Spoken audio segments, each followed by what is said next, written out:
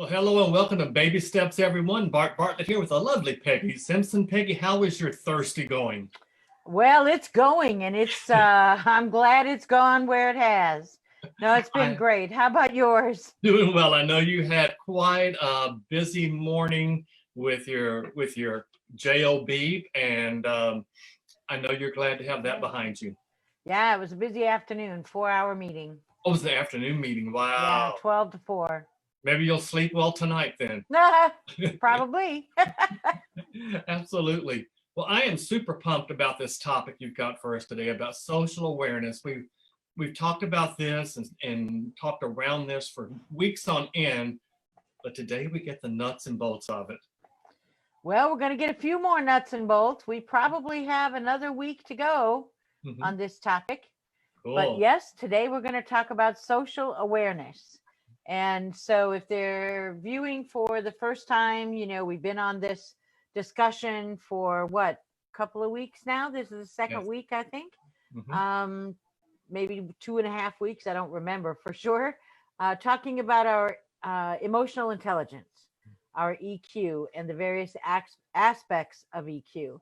And we talked about empathy on Tuesday. Mhm. And that leads us right into this discussion of social awareness. So looking forward here, I pulled up a different slide here I like to this kind slide. of travel the history. Intentionally, this slide is blank. We'll talk about this next time on Tuesday. But we started off talking about ourself, right? We talked about our self-awareness, taking a quiz for our emotional intelligence, talking about different aspects of our self-awareness and how to manage our own emotions and the different category of emotions. And then yesterday we talked about empathy, which is a small corner of this social awareness. And today we're going to finish off that conversation about social awareness. So what is social awareness? Just to have a good solid definition, it's when you understand how you react to different social situations and how you can modify your interactions with the people that you're with to achieve the best result. Now, there's a few definitions out there, but the net result of social awareness is the ongoing development of social skills, right? Those people skills. And there are many facets to it, which we're just going to give highlights of throughout today. This is a skill. We talked about empathy, that we're all born with a level of empathy, but we have to learn how to develop it. This is a skill that must be learned over time and practiced over time, right? To really be social aware and be able to recognize and adapt. Those are learned skills. And we're going to talk about today a few ways of how you can practice those skills and improve them. And unlike our other efforts that are self-reflecting, this is outward directing, how you relate with other people, right?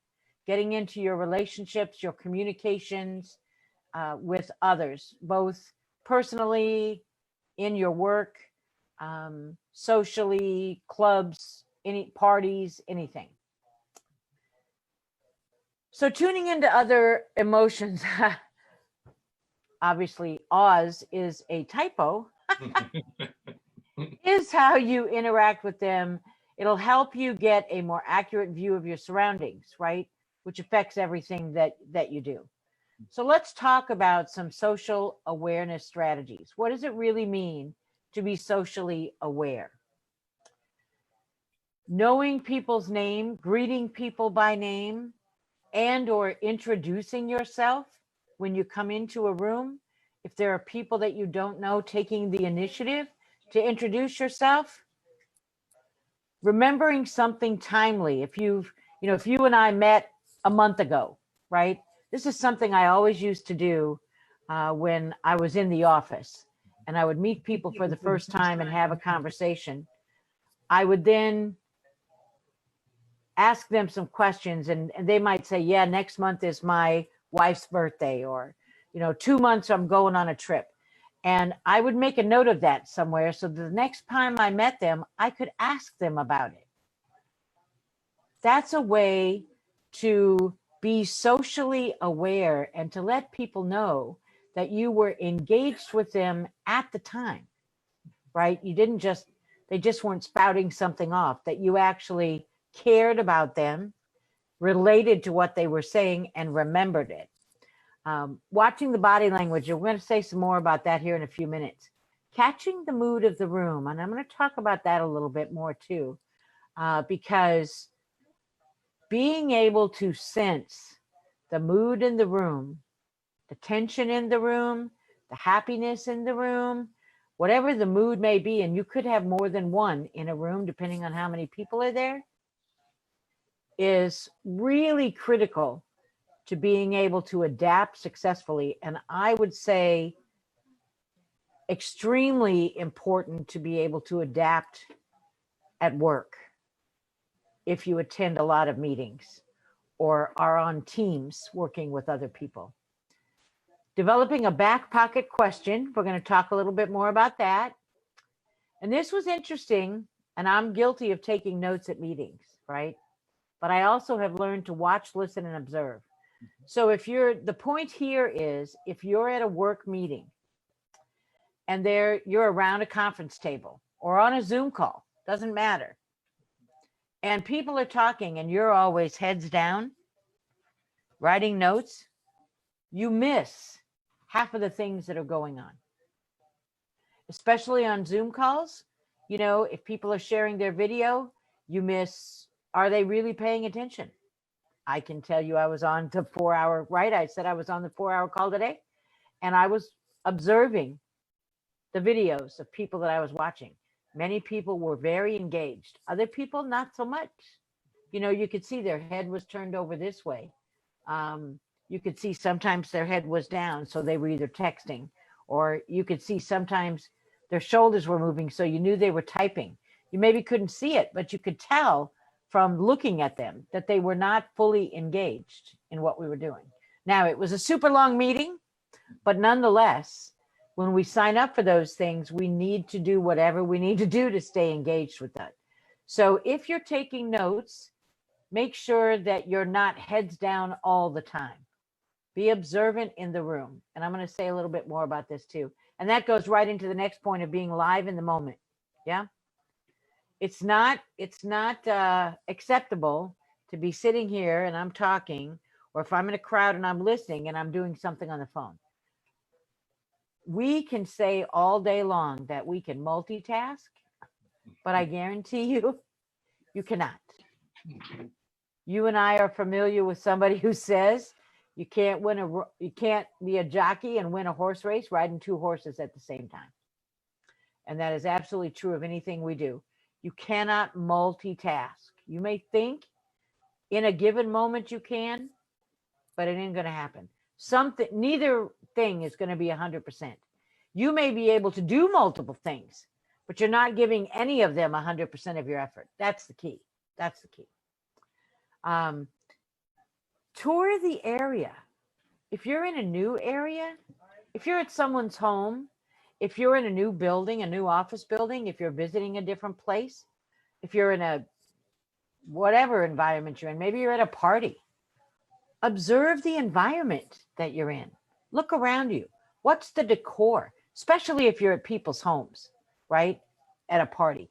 What's the decor? What are the color schemes? What's the art on the wall? That tells a lot about a person. It really does. Just go people watching. Now, that's a little bit challenging maybe these days with the social distancing and the restrictions that we have. But if you can't people watch, I'm going to have another option for you to help you build your skills. And how does people watching help you build? It makes you aware. You watch the interactions, and maybe you're not hearing the conversation, but you're looking at the interactions. Look at the eye contact. Look at the body posture. Step into their shoes, and we're going to talk a little bit more about that, and look at the whole picture by, you know, all of this speaks to looking at the whole picture. So I'm going to stop there going through these items because I've got some more details to dig a little deeper into some of them and get your thoughts. Wow, there's just so much here. I mean, when you first started in about social awareness and talking about greeting people and how you meet someone for the first time, um, that way of doing that has been changed. There's a new normal way of doing that now. I mean, we're most likely not going to have a handshake. Yeah, I'm not going to give someone a hug anytime right. soon. So that part has changed. The fact we talked um, last Tuesday about this, when you have that mask on, Mhm, a big part of your facial expression is now gone. mhm. So what do you do there? I loved what you're talking about with the Zooms, because not only that, and we're on a lot of Zooms with what we do, and it just really amazes me the number of people that turn off the live feed and just have their photo or their name up there. And Mhm. some of the people are the presenters that are doing this. And I'm like, really? I mean, that's just my own personal thing with it. But I think to sum all this up, when we talked about this several weeks ago, and I didn't mean to steal the thunder because it's really more apropos now, someone you and I both mentor under talks about this very thing, and that is when they meet someone, he really looks to them and tries to communicate with them in a way that they are more comfortable. So Mhm. if they speak slower, he talks slower. If they're quiet, he lowers his voice. You know, and keeping in context of what that person, how that person really communicates. So looking for those cues. Mhm. And that really is part of trying to step into their shoes. But what it also does is it tells that person, I want to get to know you. I value the fact that we're having this interaction. Yep, When you're yep. always in your moment, in the moment that you're in, you're going to lose. You're going to lose. And, Mhm. one of the things that I have in my book and one of my mantras is that what comes to mind when someone mentions your name, that is your brand. Yep, And you've got to own it both ways. yep. You've got to. So I think what you laid out here is just really, really powerful. Before we go to the next slide, shout out to Drew Pearson, Chris Rains, and Clifford Martz for also joining us on the call. And shout out to Emma over here. All right, very cool. So I'm excited. This is awesome. Keep going. Okay, so individual and group awareness, right? You have to be present in the moment, but let's talk a minute about body language, right? Posture. Are they sitting like this, or are they sitting up straight and alert?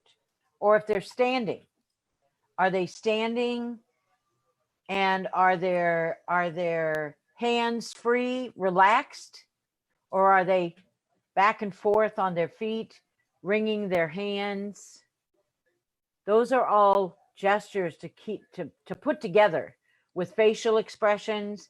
And you mentioned wearing the masks, right? But you can also look at eye movement, because when you got that mask, the only thing you can see are the eyes, and the eyes communicate more than any other part of the body, right? They really do. Um, if you're paying attention to the eye contact, if someone is willing to make eye contact, if you make eye contact, that gives the other person a sense of engagement on your part. It also generally speaks to the fact that the person is being honest and genuine, because otherwise they're going to look away, right? Or they're going to look down, or they'll blink, or they'll fidget, right? Their hands might fidget. You have to put all of these things together. It's not one variable. Usually it's an equation of multiple factors. I think also with the eyes, right? And how they talk, as you mentioned, the person that we know that is aware of how people talk, the speed of how they talk. I know in my case, we say that when people are thinking, right, they might look up because they have something in their head up here, and we just naturally tend to look up when we're trying to gather our thoughts and what to say. So if you see somebody doing that, right, but they're not speaking, then maybe their thoughts are far away from the room.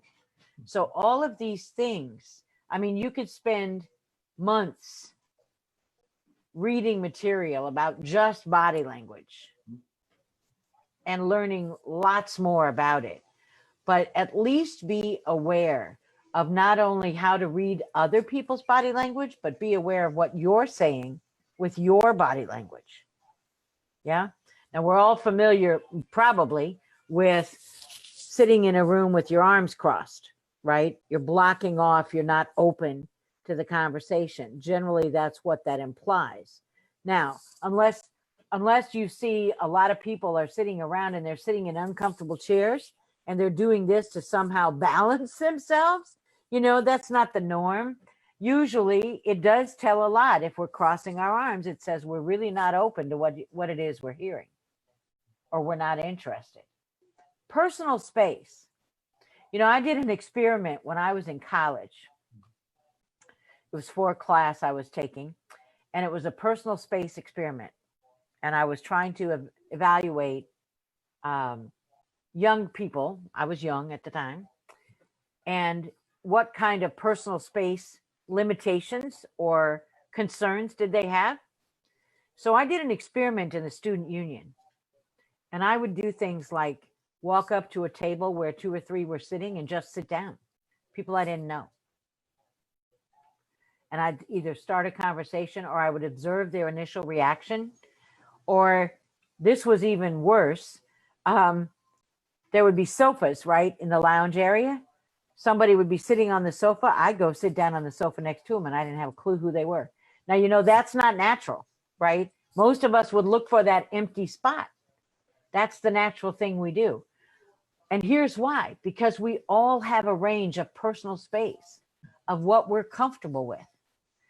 So if you're in a room, if you're even in a meeting room and the chairs are close together and you see somebody move back or shift the chairs to give themselves more space, or if they're in a crowd of people, right, and they stand back or they pull themselves back when somebody gets too close, be aware of that, because they have a broader personal space where they feel invaded if someone gets too close.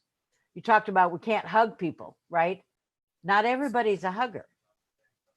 My son's girlfriend is not a hugger. She's not comfortable with people hugging her.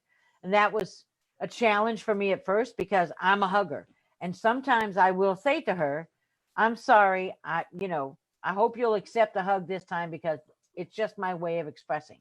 So once in a great while, for a particular thing that might have happened, I would give her a hug.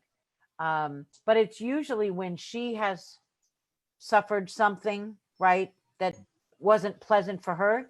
And that's my way of showing my empathy for what she went through. But personal space is a key one that we often forget about. Look at the shoulders, like I said, how are they postured? Anything more you want to say about individual and group awareness here? I love what you started off with there is posture. And just a comment on posture. Posture is more than just the way you sit. As you mentioned, everything about you. Posture is also the way you present yourself to people. True. That's what you're known by, is your posture. Are you someone shy? That's your posture. Are you someone that's domineering? That's your posture. When you walk in the room, does everyone notice you? That's your posture with that. And so keep that piece in mind. The personal space thing, that too has now been redefined because we have to be within 6 feet of people we don't know, at least for the time being, that social distancing thing. So when you see someone backing up, maybe they're not getting away from you personally, but maybe they're saying, ooh, we're too close.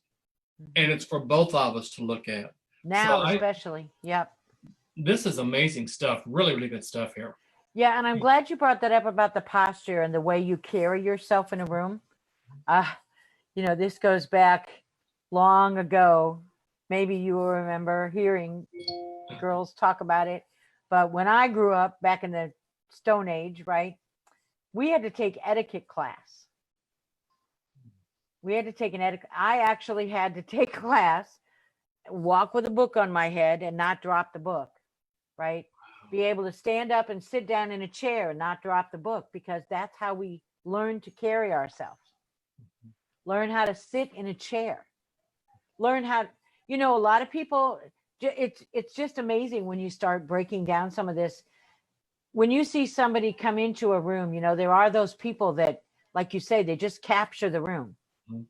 Not that everybody stops conversation, but they're noticed. Mhm. You see people taking a look, right? They just have that aura. And we know a person that Mhm. has that aura about them, Mhm. whatever room he walks into. And I've not been in a room with him personally. I know you have, I have not, but I can only imagine because I've seen him on stage Mhm. and I've seen him on Zoom calls, right? And I'm sure that in any room he walks into, he brings that posture and that presence. Absolutely. But let me say one thing to that. Not only does he bring that posture and that presence, but he makes you feel like you are equally as important as he is in that room. Yes, and that I was just headed there. You read my mind. That is so important. You know, posture and presence doesn't mean you're arrogant, right? It should mean that you are a quality person, engaged in the room and approachable. And hopefully, like you said, that makes other people feel more comfortable. Mhm. That's the goal. What's that back pocket question, right? Back pocket questions are those conversation starters.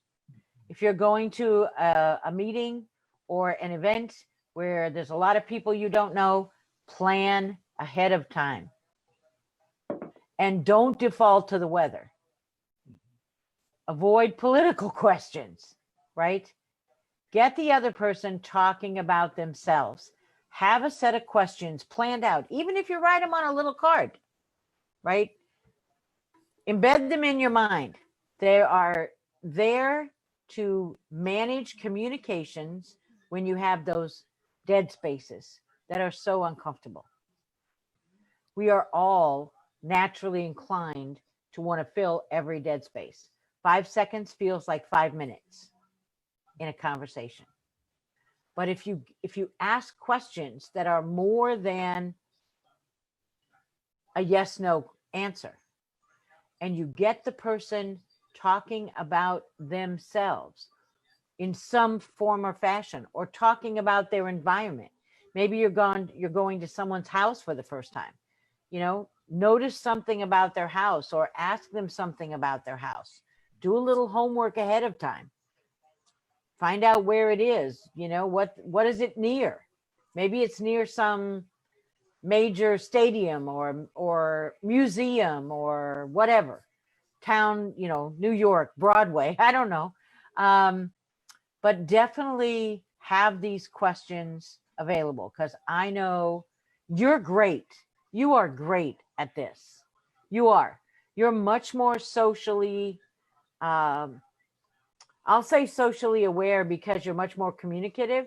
You are able to handle these back pocket questions like in a heartbeat. You're just a natural conversationist. I Well, am not so much that way. I don't know. I think you are, but for me, I look for things that are timely. And you're right. You avoid political questions, you avoid religion, and by all means, avoid the weather too. Want to go a quick shout out. Got a bunch of people joining us: Becca, Therese, Austin, Maritz, Rick, all joining us this evening. But here's one, and it happened July 3rd. And you and I've even used this in a conversation, and it would be, have you seen Hamilton? Ah, I mean, yes. because it is the topic socially right now. Yeah. People that had heard about Hamilton, finally, many people have been able to see it. It's just a great conversation starter. They go, oh no, I didn't see it. Well, you know what?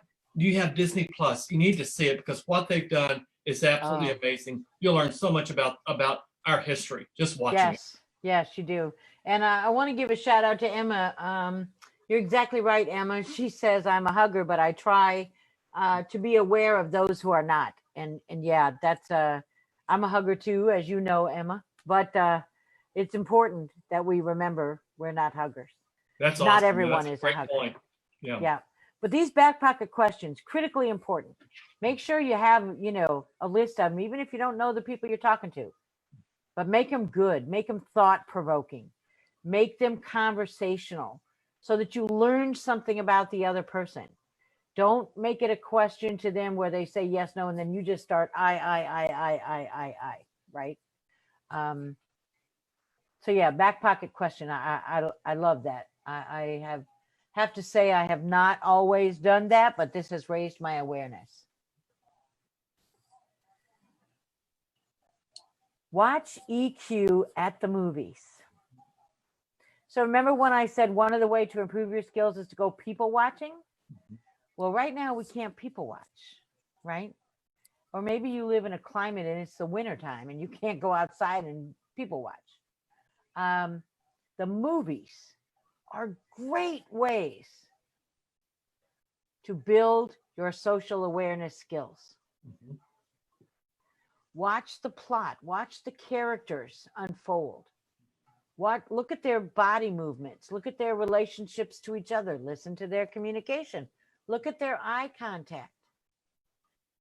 See if you can figure out the way the conflict is resolved before it happens. Make sure you watch a movie that you haven't ever watched before first, right? And if you got to the end and you said, wow, I had no idea how that happened. I didn't see that coming at all.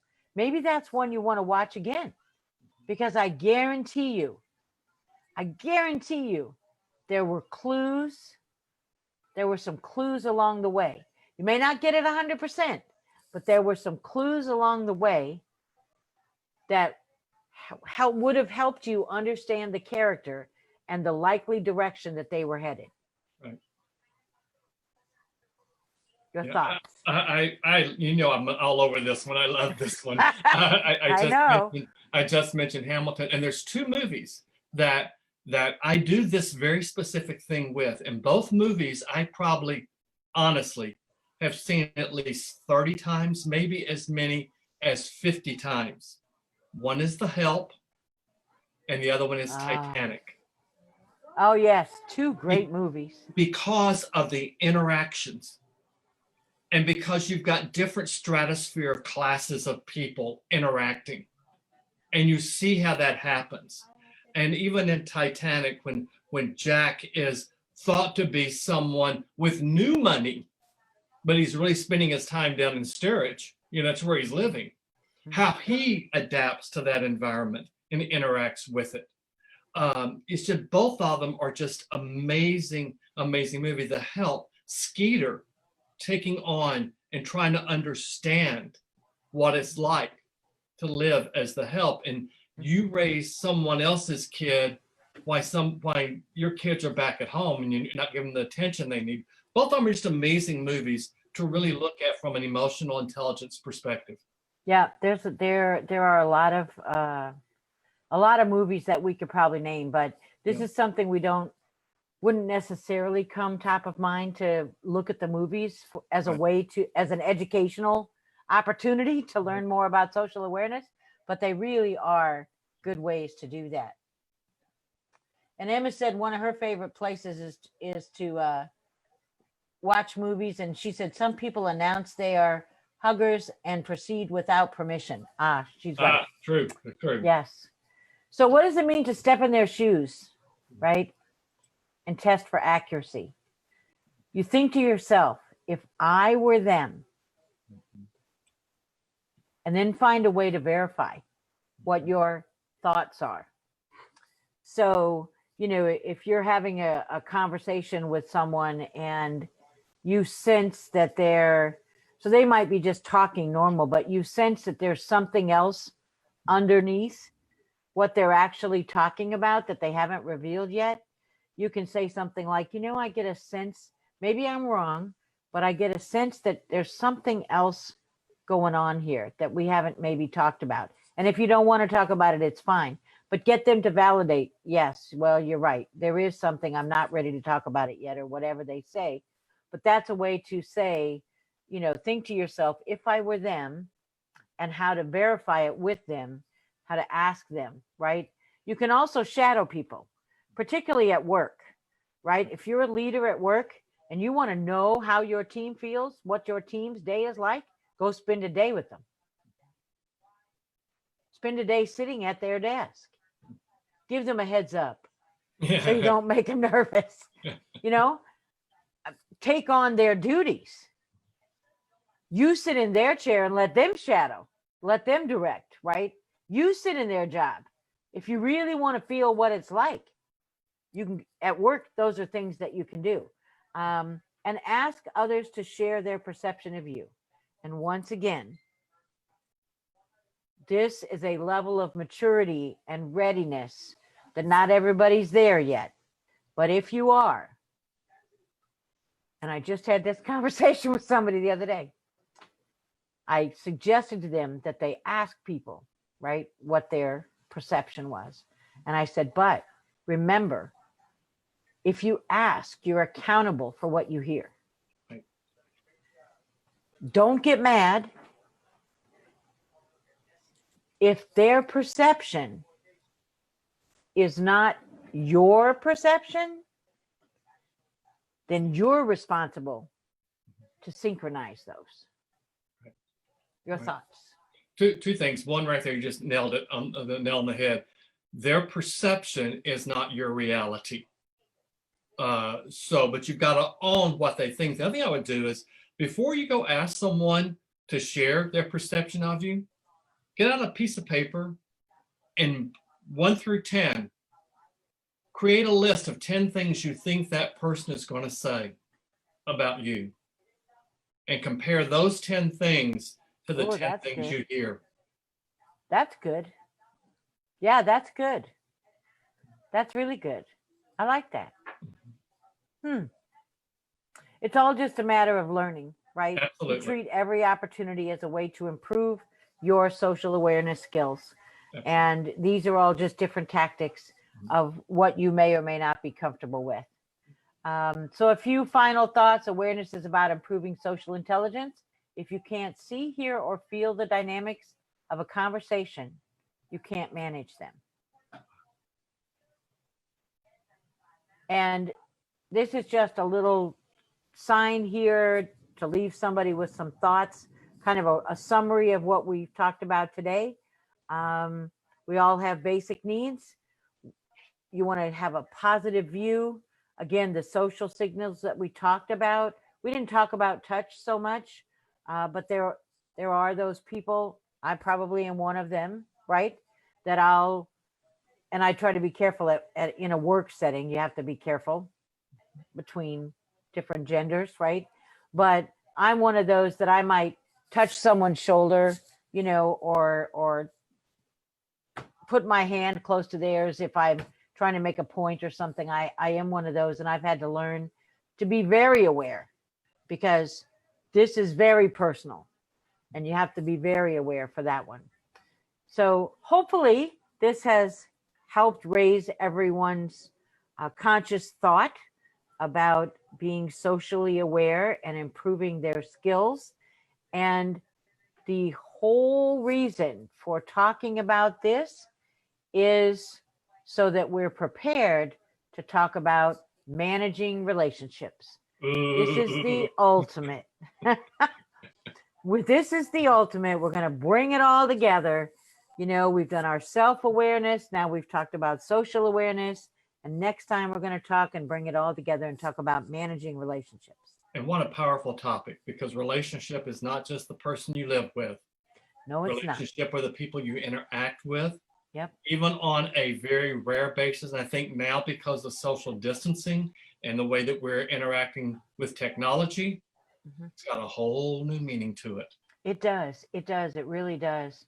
And there's just, I had fun with that college experiment that I did. And this is just a topic that I internally challenge myself a lot of times, especially in the work environment. You know, right. I think I've talked about the meeting experiment. If you're around a table, or if you're on a Zoom call, right? Watch who the host is and watch who really runs the meeting. Yep. Exactly. Want to give who controls the conversation. A big thank you to Therese, who just said very informative and insightful, and a shout out to Sunday, who's joined us as well. So, well, welcome, guys, and thank you for that comment, Therese. Yeah, I'm glad it was helpful. Absolutely. You know, we got the audience is just growing and growing. So, you know, invite everyone back to us next Tuesday at the same time, same channel, because relationships, man, that's going to be a toughie.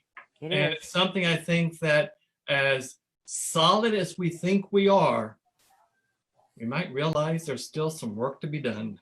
I know I have. I know Me I too. have. Yep. Yep, for sure. So I want to wish everyone a good weekend. You too. Tomorrow's the end of the work week for those Yay. who have a job like me. But have a good weekend. And as Bart said, we'll be back here Tuesday, same time, talking about managing relationships. See you then, everyone. Bye now. Bye.